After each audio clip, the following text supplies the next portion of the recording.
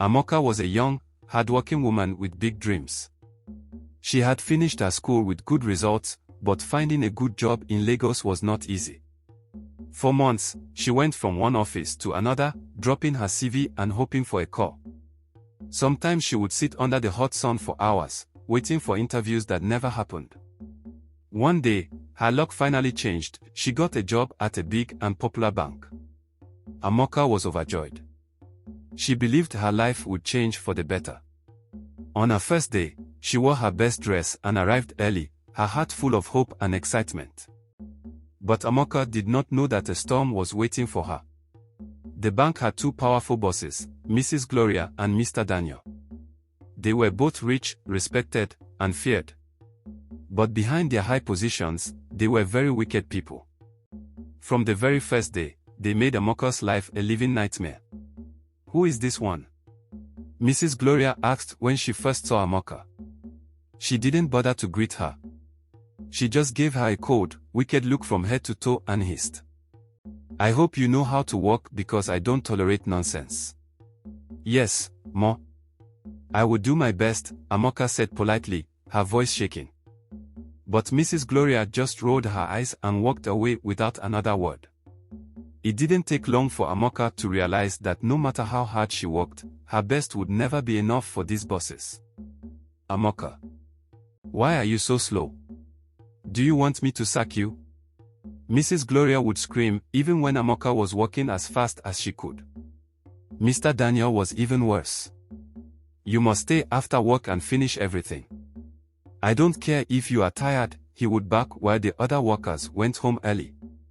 Sometimes, Amoka stayed in the office till midnight, taking bosses back home when the streets were almost empty and dangerous. They gave Amoka more work than anyone else in the bank. Reports, client calls, and filing, they dumped everything on her.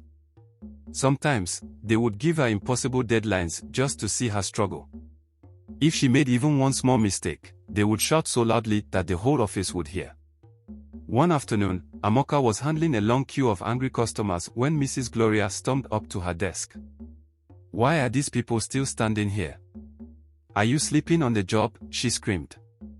"I'm trying my best, Ma," Amoka started, but before she could finish, Mrs. Gloria slammed a thick file on the table.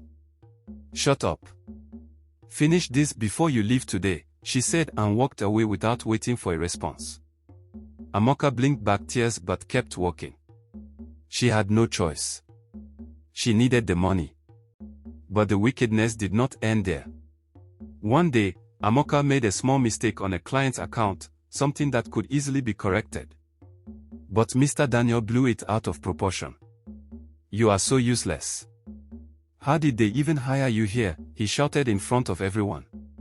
"You will write an apology letter and submit it before the end of today. And don't forget, your salary will be deducted for this nonsense." Every day became a nightmare.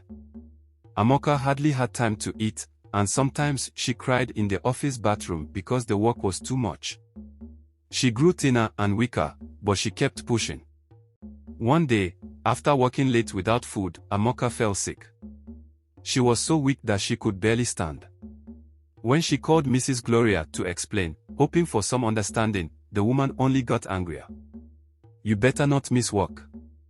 If you don't come, don't bother coming back," she warned coldly. The next day, Amoka forced herself to go to work despite her sickness. But by noon, her vision blurred, and the room started spinning. She collapsed at her desk.